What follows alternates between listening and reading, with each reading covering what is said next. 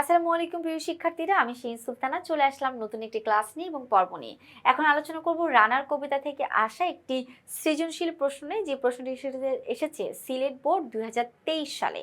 তো আমরা চলো রানার কবিতার এই সুন্দর প্রশ্নটি সমাধান করে ফেলি। ক খ দেখো, রানার কবিতায় শয্যায় একা বিনিদ্র রাত জাগে কে? রানার প্রিয়া বা রানার স্ত্রী। রানার কবিতায় শয্যায় মানে বিছানায় একা বিনিদ্র রাত কে জাগে? রানারের প্রিয়া বা রানারের স্ত্রী। ওকে, এবার খ, তার জীবনের স্বপ্নের মতো পিছিয়ে সরে যায় বন, এ কথা বলার কারণ কি, ব্যাখ্যা করো। দেখো, রানার তার জীবনের দায়িত্বের জন্য সামনে এগিয়ে যায়, সে বনের রাস্তা দিয়ে যায়। বনের রাস্তা দিয়ে যখন সে সামনের দিকে যায় তখন অটোমেটিকলি বনগুলা পিছনে সরে যায়, অর্থাৎ রানারের দায়িত্ব এতটাই বেশি প্রবল যে তার বনগুলাও রানারের স্বপ্নের মতো পিছনে সরে যাচ্ছে। তো এখন এটা আমরা 2 নম্বর প্রশ্নের জন্য কিভাবে ব্যাখ্যা করতে পারি বা কিভাবে লিখতে পারি সেটা একটু তোমাদের সঙ্গে আলোচনা করব। তো এখন যদি আমরা খ নম্বর প্রশ্নে যাই, রানারের জীবনের স্বপ্ন নিয়ে কোনো আশা পূর্ণ হয়নি, এই বিষয়টি এখানে মূলত বোঝানো হয়েছে। সবার জীবনে স্বপ্ন থাকে, কেউ তা পূরণ করতে পারে, কেউ পারে না। রানারেরও কিছু ছিল কিছু স্বপ্ন, কিন্তু তার স্বপ্ন পূরণের কোনো নিদর্শন আমরা পাই না। ঠিক যেমন তার চলার পথে বন ক্রমশ পেছনে সরে যায়, তেমনি তারও স্বপ্নগুলো অধরা থেকে গেছে। জীবনের স্বপ্নগুলো ছিল সমৃদ্ধ ও বিভিন্ন দিক শাখায় বিস্তৃত, কিন্তু বাস্তবে তা কোনোদিন পূর্ণ হয়নি। অর্থাৎ রানারের স্বপ্ন যেমন পিছনে সরে গেছে, বনও পিছনে সরে গেছে, অর্থাৎ অর্ধেক বা আধুরা রয়ে গেছে। সেটা বোঝাতেই আসলে এই কথাটা উল্লেখ করা হয়েছে। তো আশা করি আমরা ক এবং খ নাম্বারটা বুঝলাম, খুবই সহজ। আসলে কবিতার অনুধাবনমূলক প্রশ্নগুলা পড়তে বা বুঝতে আমাদের একটু কঠিন লাগে। যাই হোক, আমরা চেষ্টা করবো যাতে আমরা ভালো করে বোঝার, ভালো করে পড়ার, বেশি করে কবিতার লাইনগুলো দেখার, শব্দ অর্থগুলো দেখার, তাহলে ইনশাল্লাহ আমরা অনুধাবনমূলক প্রশ্নগুলো সমাধান করতে পারবো। আচ্ছা, এবার আমরা যাব হচ্ছে গ আর ঘতে। গ আর ঘতে দেখি কি করা যায়। দৃশ্যকল্প একই সাথে রানার কবিতা রানারের সাদৃশ্যপূর্ণ দিক ব্যাখ্যা করো। ঘ, দৃশ্যকল্প 2-এ আবুল মিয়ার মতো সুবিধা পেলে রানারের জীবন সুখ সমৃদ্ধ পূর্ণ থাকতো, মন্তব্যটি বিশ্লেষণ করো। আচ্ছা, দৃশ্যকল্প 1 থেকে আমাদের প্রশ্ন এসেছে গ, আর দৃশ্যকল্প 2 থেকে আমাদের প্রশ্ন এসেছে খ। তো ফার্স্ট আমরা গ নাম্বারটা আলোচনা করব। তো দৃশ্যকল্প 1-এ রানার কবিতায় রানারের সাদৃশ্যপূর্ণ দিক কোনটা সেটা তোমার কাছে জানতে চাইছে। তো আমরা সাদৃশ্যপূর্ণ দিকটা একটু দেখি এখানে কি আছে। এই যে দৃশ্যকল্প 1-এ, রহিম মিয়া বর্গা চাষি, রাত দিন পরিশ্রম করে ফসল ফলিয়েও ন্যায্য অংশ পান না। জমির মালিক জোর করে বেশি ফসল নিয়ে নেন, এতে রহিমের মন দুঃখ ভারাক্রান্ত হয়। আচ্ছা, এই লাইনটা দ্বারা বা এই উদ্দীপকটা দ্বারা রানার কবিতায় রানার যে সারাক্ষণ পরিশ্রম করে সেই তুলনায় সে যে খুব অল্প পারিশ্রমিক পায় সেটার দিকে মিল আছে। রানার কবিতায় ব্রিটিশ সামাজিক সমাজ তাকে বিভিন্নভাবে অন্যায় অত্যাচার করেছে। ব্রিটিশরা বিভিন্ন অত্যাচার নিয়ম কানুন দিয়ে মানুষদেরকে মেরেছেন।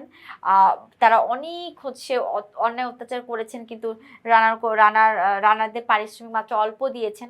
তো উদ্দীপকে আমরা রহিম নামে একজন চাষিকে দেখি, সে প্রচুর কষ্ট করে, কিন্তু তার যে মালিক সম্পূর্ণই ফসল নিয়ে নেন আর রহিমকে সামান্য একটু কিছু পরিমাণে দেন, যাতে রহিম অনেক দুঃখী বা ভালো থাকে না। তো এখন আমরা গ নম্বর প্রশ্নটা একটু ব্যাখ্যা করি বা কিভাবে লিখলে আমাদের জন্য নাম্বার ভালো আসবে সেটা একটু ট্রাই করি। দেখো,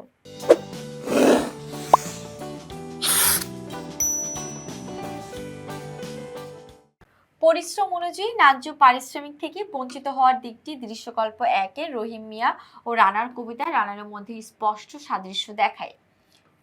কি, পারিশ্রমিক থেকে বঞ্চিত, অর্থাৎ দুজনে কম পারিশ্রমিক পায়, প্রচুর অর্থ, প্রচুর পরিশ্রম করে, বাট সেই তুলনায় তারা পারিশ্রমিক অনেক কম পায়। সেদিক থেকে রানার এবং উদ্দীপকের রহিম মিয়ার মধ্যে স্পষ্ট সম্পর্ক আছে, সেটা বোঝা যাচ্ছে। রানার কবিতায় দেখা যায় রানার হাজার হাজার মানুষের সুখ দুঃখের চিঠি পৌঁছে দিতে রাতভর দৌড়ঝাঁপ করে। তার পরিশ্রমের ঘামে মাটি ভিজে যায়, চারপাশের বাতাসও ভারী হয়ে ওঠে। ক্লান্ত ও নিঃশ্বাসহীন অবস্থায় ঘরে ফিরে দেখে প্রিয়া নির্ঘুম, রানারের প্রত্যাবর্তনের অপেক্ষায় আছে। দস্যুদের ভয়, রাতের নির্জনতা সবকিছু উপেক্ষা করে সে ছুটে চলে। তবু হাড় ভাঙা পরিশ্রমের পরও দারিদ্র, অবহেলা, তাচ্ছিল্য এবং মূল্যহীনতার ছাপ তার ভাগ্যেই লিপ্ত। উদ্দীপক 1-এ রহিম মিয়া একজন বর্গা চাষী। কঠোর পরিশ্রমের মাধ্যমে ফসল উৎপাদন করলেও জমির মালিকের নির্যাতন ও শোষণের কারণে সে পর্যাপ্ত ফল ভোগ করতে পারে না। সারা বছর ঘাম ঝরিয়ে নিজের সব আহ্লাদ আনন্দ বিসর্জন দিয়ে বছরান্তে তার প্রাপ্য অর্জন সীমিত হয়। ঠিক এভাবে রানারের অক্লান্ত পরিশ্রমের পরও তার ভাগ্যে দারিদ্র্য নেমে আসে। ফলে বলা যায় দৃশ্যকল্প 1-এ রহিম মিয়া ও রানার কবিতায় রানারের মধ্যে পরিশ্রমের তুলনায় ন্যায্য পারিশ্রমিক না পাওয়ার বিষয়টি স্পষ্টভাবে সাদৃশ্যপূর্ণ হয়ে আছে। এটা হচ্ছে আমাদের উদ্দীপক 1-এর বর্ণনা। আচ্ছা, এবার যদি আমরা ঘ নাম্বার প্রশ্নটা একটু আলোচনা করি, ঘ নাম্বারটা আমরা কিভাবে বলতে পারি বা দেখতে পারি। দেখো, দৃশ্যকল্প 2-এ আবুল মিয়ার মতো সুবিধা পেলেও রানার জীবন সুখ সমৃদ্ধিতে পূর্ণ থাকতো। আচ্ছা, তাহলে এখন আমরা উদ্দীপক 2 নিয়ে বা দৃশ্যকল্প 2টা পড়তে হবে।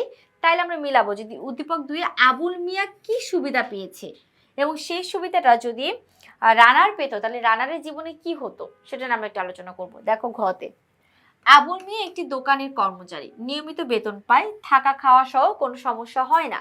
মালিক প্রতি বছর বেতন বৃদ্ধি করেন, সেও সততা ও পরিশ্রমের সাথে কাজ করে। আচ্ছা, ঠিক আছে। এবার আবুল মিয়া একটি দোকানে কর্মচারী, নিয়মিত সে বেতন পেয়েছে, মানে সে যা পারে পরিশ্রম করে সে নিয়মিত বেতন পায়, কিন্তু রানার সেটা কিন্তু পায় না। তো আবুল মিয়ার মতো রানার যদি এই ধরনের সুবিধা পেত তাহলে তার পৃথিবীটা কালো ধোঁয়া মনে হতো না, তার কাছে সবকিছু অন্ধকার লাগতো না। তো অবশ্যই আমাদের যারা কষ্ট করে পরিশ্রম করে তাদের প্রতি শ্রদ্ধাশীল হওয়া, তাদের ন্যায্য পারিশ্রমিকটা পাওয়া, এটাও কিন্তু আমাদের একটা দায়িত্ব যে তারা পাচ্ছে কিনা। তো অবশ্যই আবুল মিয়া যে ন্যায্য পরিশ্রমিকটা পাচ্ছে সে সুখে আছে। রানার যদি এরকম পেতো তাহলে রানারের জীবনটা সুখে থাকতো, অন্ধকার মনে হতো না, তার জীবনের স্বপ্নগুলা পিছনে ফিরে যেত না, তাই না? এবার আমরা একটু ঘনে আলোচনা করি। দেখো, গটা আলোচনা করলে আমরা ঘ নাম্বারটা করব। রানারের শ্রমের যোগ্য মূল্য থেকে বঞ্চিত হওয়ার প্রেক্ষিতে বলা যায় দৃশ্যকল্প 2-এর আবুল মিয়ার মতো সুবিধা পেলে রানারের জীবন সুখ সমৃদ্ধিতে পূর্ণ হতো। এই মন্তব্যটা যথার্থ।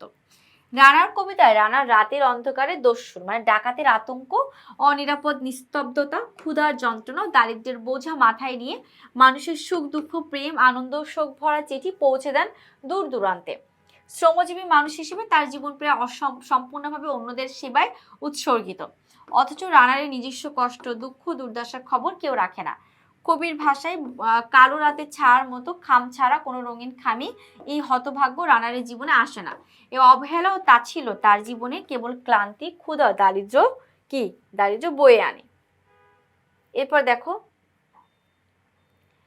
দৃশ্যকল্প 2-এর আবুল মিয়া একজন দোকানে কর্মচারী, নিয়মিত বেতন পান, থাকা খাওয়ায় কোনো সমস্যা নেই এবং মালিক প্রতি বছর তার বেতন বৃদ্ধি করেন। সততা ও পরিশ্রমের বিনিময়ে তিনি যথাযথ পারিশ্রমিকও পেয়েছেন, এজন্য সে ভালো আছে, তার সংসার নিয়ে পারিবারিক নিয়ে বেতন নিয়ে। অন্যদিকে যদি রানারও আবুল মিয়ার মতো ন্যায্য বেতন ও সুবিধা পেতেন তাহলে তার দারিদ্র্য ক্ষুধা দূর হতো, কঠোর পরিশ্রমের কষ্ট কমে যেত, জীবনে সুখ আনন্দের উপস্থিতি বাড়ত এবং দীর্ঘদিনের দুঃখ কষ্টের অবসান হতো, মানে ধ্বংস হতো, দুঃখ কষ্ট তার জীবনে থাকতো না। সুতরাং দৃশ্যকল্প 2-এর আবুল মিয়ার মতো সুযোগ সুবিধা পেলে রানারের জীবন সত্যি সুখী ও সমৃদ্ধশীল হতে পারত। দেখো, রানারের কাছে পৃথিবীটা কালো ধোয়া মনে হয়, কারণ তার ঘরে অভাব, সে দরিদ্র, পারিবারিকভাবে সে সময় দিতে পারে না, পারিশ্রমিক কম পাচ্ছে।